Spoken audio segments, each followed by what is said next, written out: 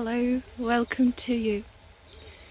Years ago, when I was meditating much about Mary Magdalene and the Gnostic Gospels and her Gospel, and also the Reiki symbol Seiheiki, and seeing the correlation between the two. At that time, walking in the woods near my home, I discovered this little shrine, and in my mind it always felt like a shrine to Mary Magdalene, although I knew it should be the Virgin Mary. But for me, this shrine was for Mary Magdalene. So when I came to put the Reiki Way course on YouTube, I included this video, which is attached here in the course. And just as an aside, this video felt very right and very true because the recording of the meditation was made separately from the video, and yet when the meditation says Mary Magdalene is right here now, at that moment in the video the shrine comes into view, and I felt like this was a coincidence,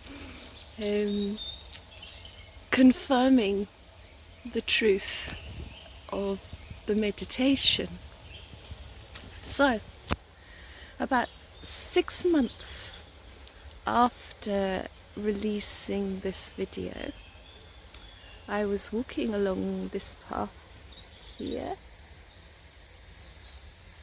and I saw a gentleman taking photographs of the statue. I thought, how nice. And then I saw out on the track over there, I saw a motorized rickshaw, and I thought, here's someone with the same interests, sharing the same interest in truth, with a love and valuing of ancient Indian values and an interest in this shrine as well. So it's just truth, not without dogma, you see. So I said to the gentleman, it's a lovely statue, and he said, yes. Did I know the history of the statue? I said, no, just no idea. And he said that local tradition has it that this statue is not a statue of the Virgin Mary, but of Mary Magdalene. And he said the locals who are, this is a very Catholic area with a big cathedral, staunchly Catholic, they didn't like having a shrine to Mary Magdalene, and they vandalized it. They demolished it, pulled it down. And the man told me that the local landowner reinstated the statue as it is here. So that was very interesting and a big coincidence. But I came later to check out his story, so I'm going to just come behind the camera and show you why his story seems to be true. Why the story seems to be true. Firstly, the statue is propped up in the masonry, and there's bars over the front and a rather dilapidated piece of wire netting. But when you look closely down here, you can see that the statue has been broken off near the bottom all the way around. So clearly that had to be vandalisation, because it's a wide part of the statue and it's completely broken through, which is why the statue had to be propped up in the masonry. So it had been vandalised, the statue, and it had indeed been reinstated. So this statue truly is of Mary Magdalene. And what a strange coincidence is that, eh? So we'll start the original recording. Thank you so much for listening. Goodbye.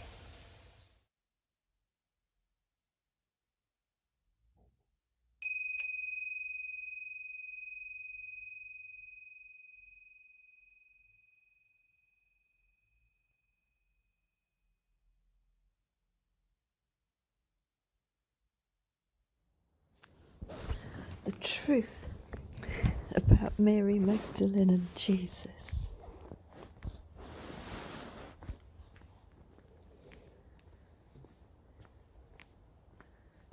There's a lot of talk about how Mary Magdalene was not the repentant sinner, and she may have been the wife of Jesus and have borne his children.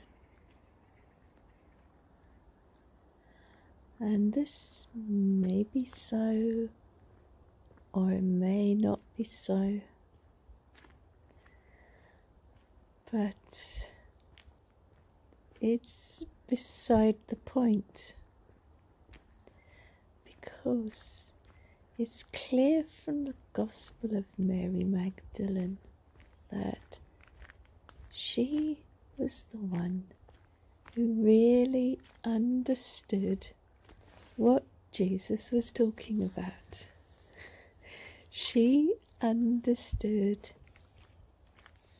the truth. She was enlightened. And Jesus said that whoever does not leave father and mother and brothers and sisters for my sake is not fit to enter the kingdom of heaven. And the persona, the identity of father and mother, son and daughter, brother and sister, this is relating from egoic identity, and this is not the truth of who we are. Really, the entering of the kingdom of heaven is being in this understanding that we are actually this kingdom of heaven. We are this, and not the identity. And this is clear from the teachings of Jesus in the Gnostic Gospels, and it's clear that Mary Magdalene was the one of the disciples who understood this. So this is why Jesus loved her the best, because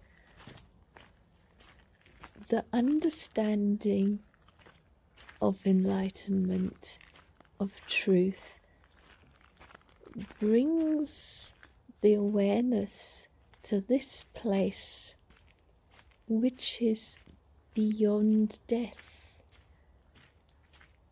The awareness of your existence that is eternal. And this eternal existence is here, right here and now. And that is why there's so much controversy over Mary Magdalene, because were she just some person who wasn't enlightened, who happened to have had a physical relationship with Jesus, she would have been lost in the annals of time. It's because she became that which is. Right this moment, she is here right now, in the same way as the Buddha and Saint Francis say, and all enlightened beings, their presence is felt here and now. And Mary Magdalene's presence is here and now because she is immortal in essence, as we all are, but in ignorance when we don't know it. But knowing it, you inherit the kingdom, as Jesus said. Being a child of this understanding, while still in the body, in the form. And this is the great importance of Mary Magdalene. It's not her motherhood or her wifehood, but her eternal, immortal presence. And this understanding of her value is in a way even more important than clearing her name as a repentant sinner or establishing her as Jesus' wife. The feeling is that Jesus and Mary themselves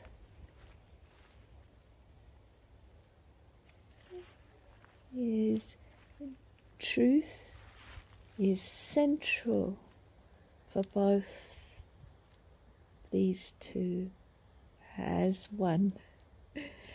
And this truth has to be, they are both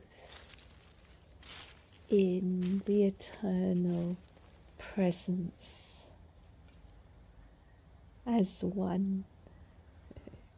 So namaste to them both here and now, and namaste to you.